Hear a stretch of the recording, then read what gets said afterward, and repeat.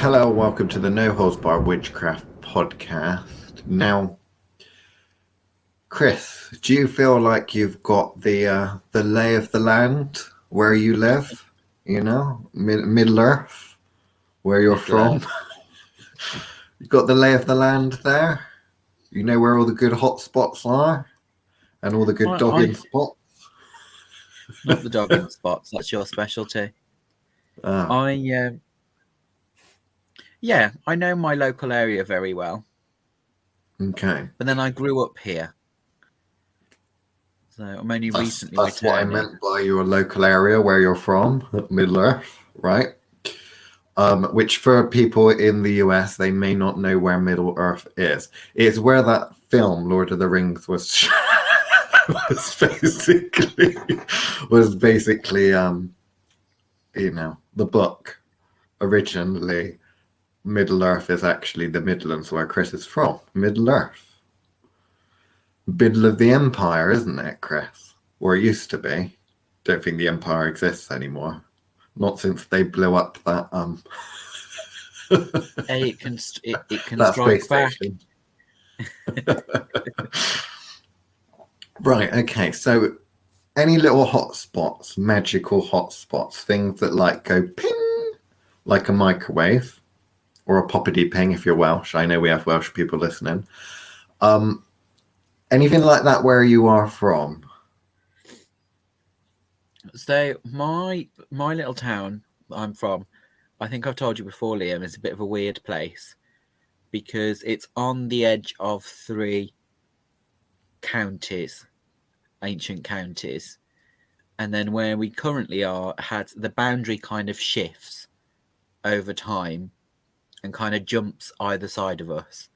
So we've been in different counties over the time. And in the great ancient times, we were part of Mercia, which is where the Middle Earth is based on. Was this massive, lordship, kingship area when it was originally. Isn't there a Mercia Moot? Don't you have to be a local to join it or something?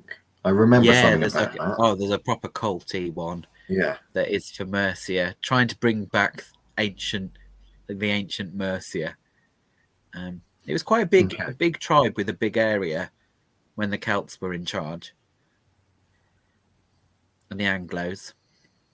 Okay. So the magical hotspots then. What magical hotspots have you got around Middle Earth? So, we have one. Well, it'd be some people would quibble about this. I have my favourite spring that I like to go to. That's the Clent one. No. Clent's one of those ones that's been turned into a pagan shrine. Oh. Covered in all that plastic ribbon shit. Right. That's more of a well. It's not a real spring. The nearest natural spring is Malvern to me. Right. But that's technically Shropshire. Yeah. Okay. Worcestershire. So is there just the 1 or 2 sites? Have you got a cluster of them? What is this? No, it's just the whole area just zings. Right. Okay. From times gone by. Right. But in that zing, when you I don't know, you've got a hot spicy curry or something like that, yeah? And then you eat it and it's hot, but then every now and then you might actually bite on a chili or something, which makes that even more hot. So is there any, like, in the massive, great big magical soup that is Middle Earth, do you have in Middle Earth any specific ones that stand out other than your spring and what the neo-pagans have done to that other place? Not massively locally, no. Okay. Other than places that we've already, tapped into for money purposes. Okay. Like the good old Talbot. Right. Now, when I was a kid, right, we had this thing, because it's Christmas time at the moment, 2021, And I've been thinking about presents and stuff for people who's been naughty and nice, you know, my little Christmas list. And I was thinking about Christmas presents that I had as a child, and I had this thing, I think it's something that the ceremonial magicians probably invented, called Spirograph. Did you ever have a Spirograph? No. I had similar things growing up that looked like them, but never an official one. I think you're referring to your math set. No. Did it have a compass and protractor in it? No, love. No, that's No? a math set. Okay. I Did you have a math set as a present as a child? I won countless ones for all sorts of debate teams and things. You won them? Yeah. Oh, you didn't get them as Christmas presents or anything? No. What was your best Christmas present that you had as a child? That's what the people want to know. You don't know. Right, anyway, we're going off on a tangent now. So Spirograph. Different tangent. Spirograph. Spirographs is this thing that the ceremonials like, because they like sacred geometry, so they thought, fuck, all these demons ain't making me rich like the fucking book told me that they would, right?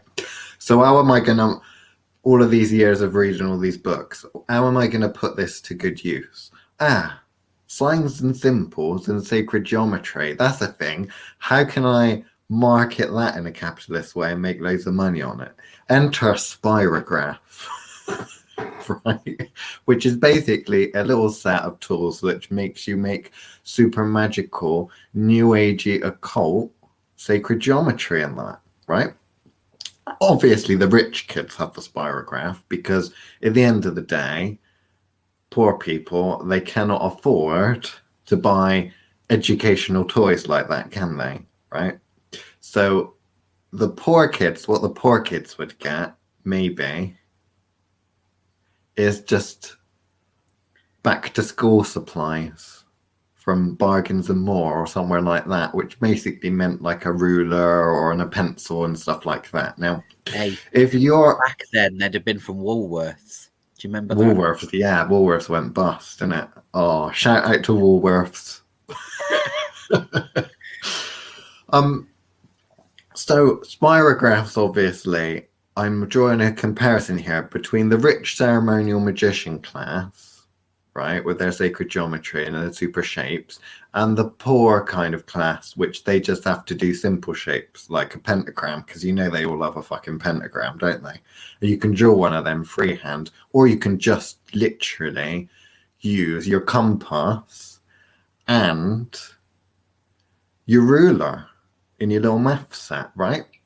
So here's a little game that people used to play back in the days of the Celts and the like, I'm presuming, with their math sets. Because I would imagine on Pathos there will be some sort of blog which says that, I don't know, they all have math sets or some shit like that. Judging by the sort of shit I read on that website, I would imagine there's someone that's claiming that it would be the Druids, wouldn't it? We're well into their Spirograph and mathematics. That would have been how they built the Stonehenge, wouldn't it? And all that, how they built the Stonehenge. Yeah, they had a giant Spirograph set. It was the aliens, wasn't it, Chris? They came down with the powers of Spirograph.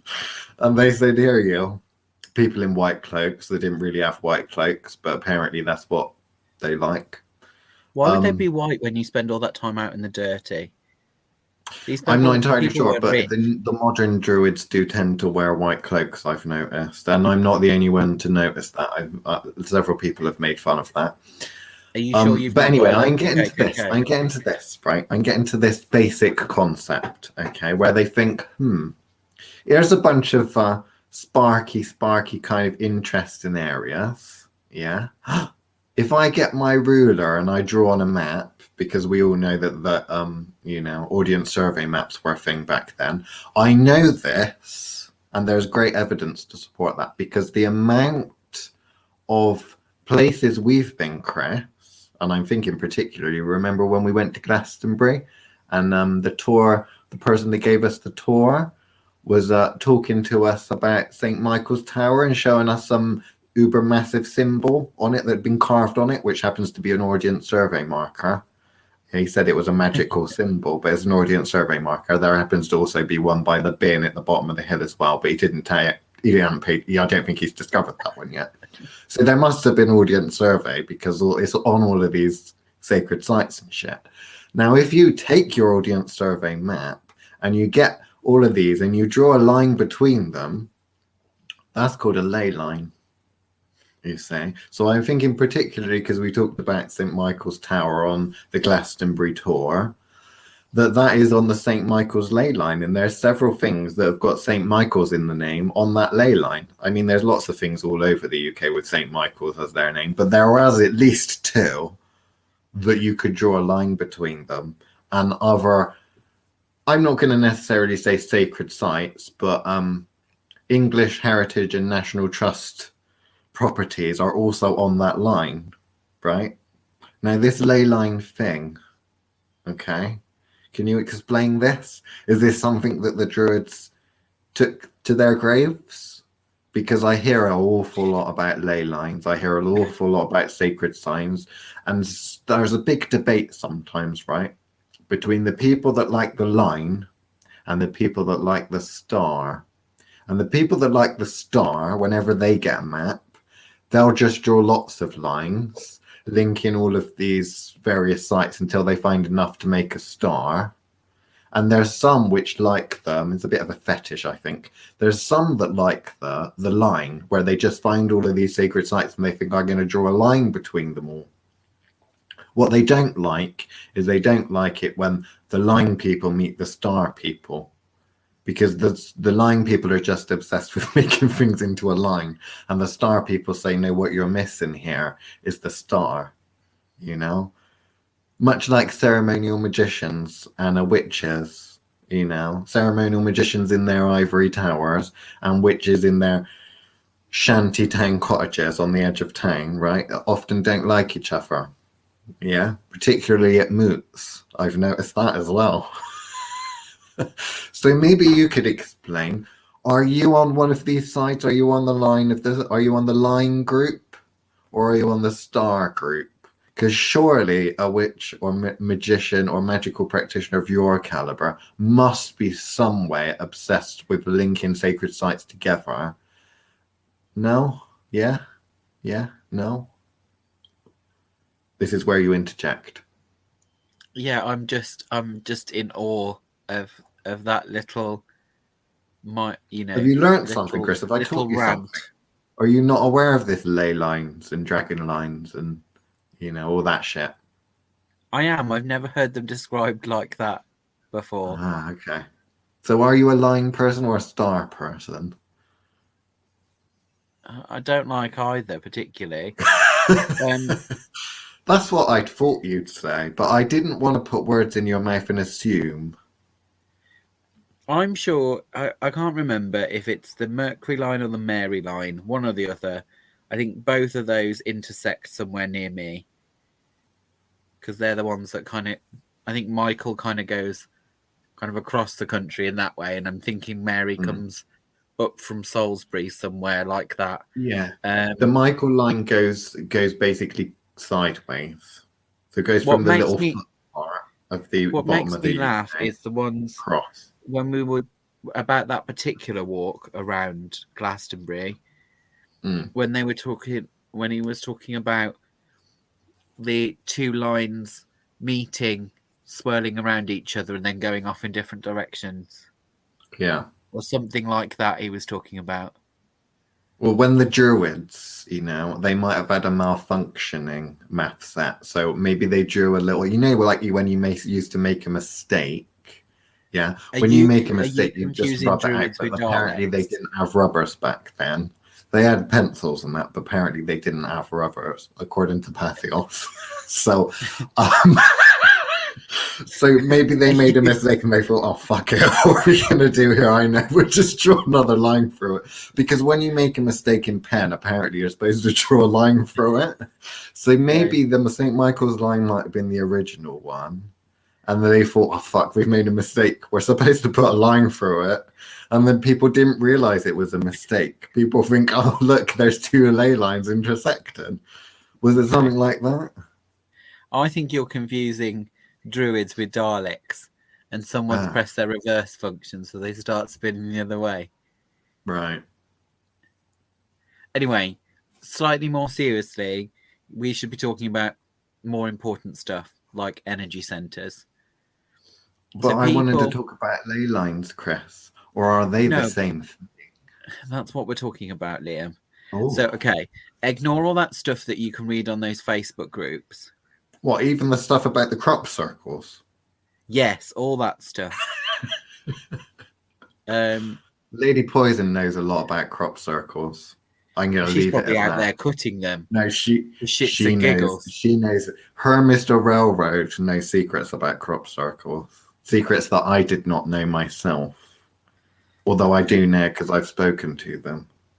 I've suspected, but I didn't know for a fact. I reckon they've got one of those sit on lawnmowers and they go out and do them themselves. See, I don't think I could resist doing a crop circle without drawing a massive penis on it somewhere. But that's just because I'm a prick. But, anyway. Okay. So what, it would be like a signature or a tag, like what graffiti people Something do? Like that, yeah. That's your tag because you're a dick. Yeah. Dick was here. Every time you see a penis or dick with balls on something, whether it be an exercise book in school, maybe it's carved in a table, maybe it's spray painted on a nice brick wall, that means Chris is here. Chris was here. That's what that means, doesn't it? Hey, it worked during the Roman times. It did. Even put little wings on them. Yeah, that's very true. It did. Just look all around Pompeii. I was there. There's going to be people frantically Googling that. And no, before you all get in my DMs and start complaining about, avalanches and shit, the destroy of Pompeii was not my fault. I was not involved. Although it is like me to preserve a city for later. That is very me. I do like to archive things. Yes, this is very true. Sometimes I've been carving entire civilizations. But that's my job. Anyway, we're digressing far too much. The point of this Ley lines and energy centers. We'll talk about that. You tell us, you spill the beans on this. You tell us all the secrets that people need to know. So, my understanding of them, so not from all of these lines and apparently stars drawn all over maps. I remember all the triangles because I like the Devil's Triangle and stuff. That's cool. I want to play with that. I don't remember leaving anything there, especially not a trans-dimensional doorway, which apparently seems to is what all the guys like to talk about. Anyway, on a lot of these shitty websites and stuff, they like to talk about ley lines, which clearly, if you look at them, are some lazy drawing lines between sacred sites. So, the reason that they are lazy lines drawn between sites was, my understanding was that a lot of these sites used by the church, because the ley lines are another one of these church ideas, let's face it, it's nothing from the druids. It's from the church. You mean it wasn't like the druids' version of a motorway? No. Oh no, they just used to piggyback on the UFOs, didn't they?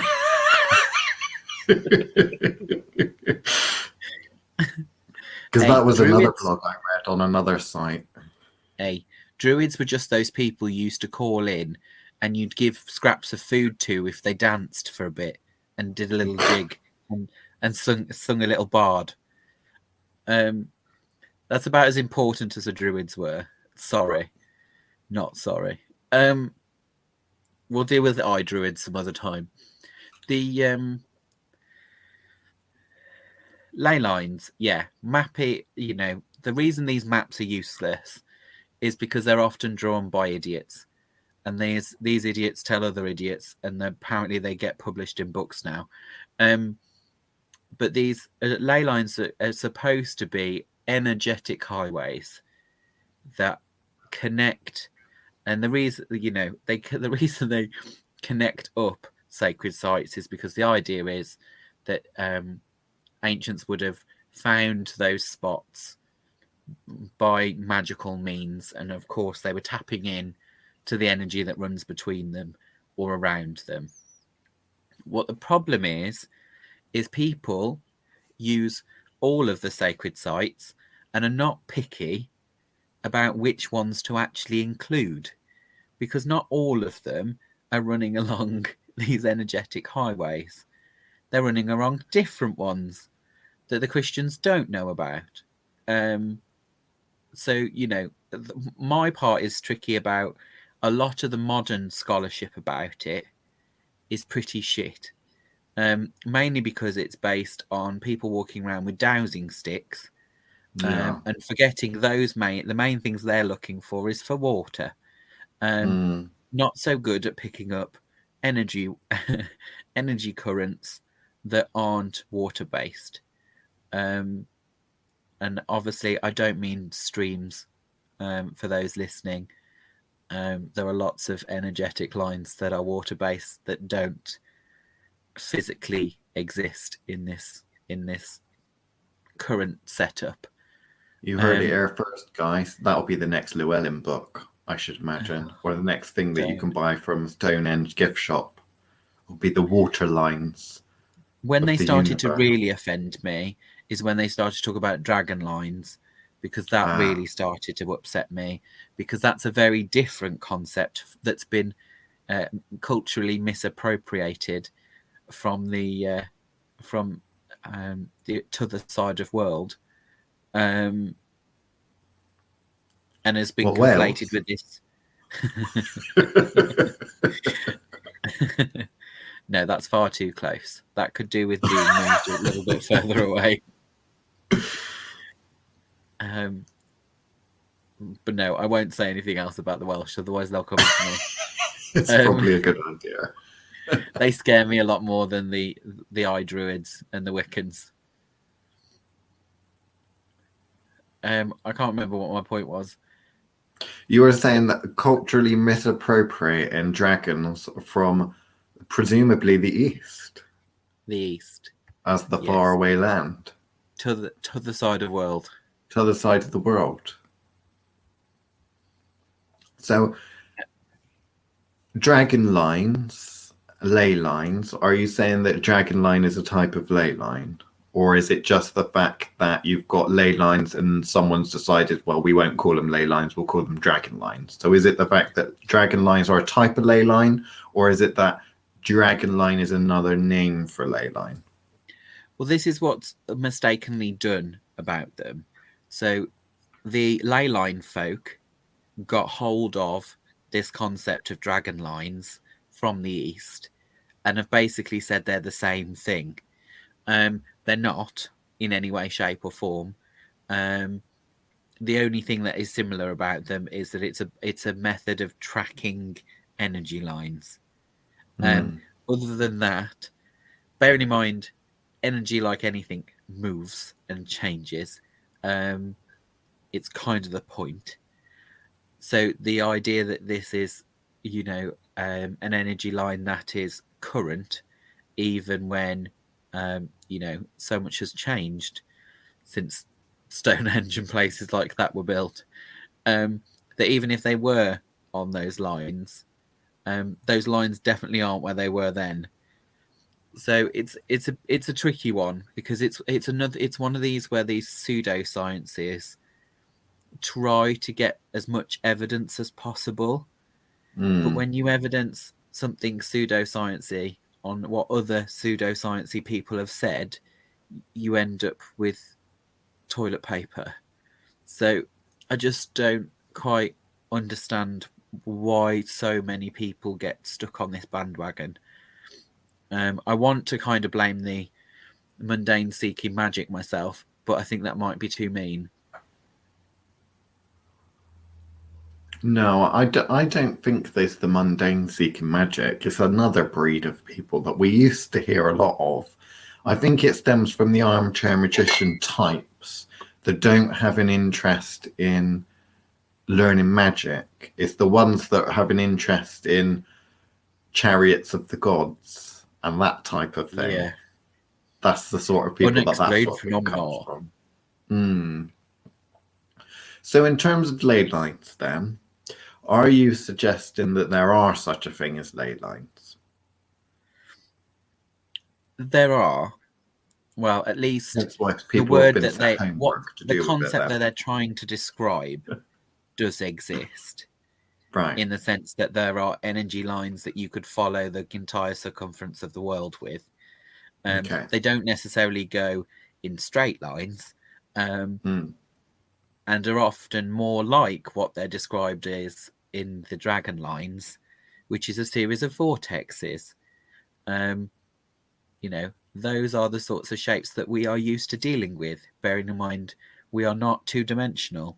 So you don't have to, you know, keep to line drawings in order to map things. These are the sorts of things that need, at the very least, 3 dimensions in order to actually describe how they move. Okay. So the lines that you think of when you think of ley lines, because you'll have visited enough of them, is it like an electric fence that's just a stagnant thing, or is it like a river, or you know, like a road, say, that's quite fixed and stagnant, or is it more like a river that is a flowing, More like a or does river. it vary? But it varies, as in how strong the flow is from Right. line to line, depending So on they how do they've. move. It's energy that's moving. And part of the problem with some of the ancient ones, or at least, you know, what people talk about the ancient ones being, is that they've been zapped by building various things on them. So either the energy line has forced itself out of the way by, I'm trying to think, a river is a really good metaphor for it, in the Those, you sense know, that, those streams that you get when you go to the seaside, and it just goes into the sea across the sand. You get that a lot on beaches around the UK, don't you? And then all the kids try to make little dams and little rock pools and that, but it always finds the sea. yeah, So you're thinking like that, depending on if there's a big blockage, then it will just move around it, or if not, then it will just keep. Now, if there is a blockage, though, then will that wear the blockage away in time, or will it actually just move and then that's your official, you know, it's now just changed permanently? it depends. So this is where we've often, well, I think we touched on it when we talked about grids. So depending on what kind of site you've built on top of one, and obviously the Christians love to build cathedrals and churches on top of them. God And praise for Jesus. what do these all have in common? Is where they bury dead people and consecrate ground. Relic. So, you know, reliquaries and things like that.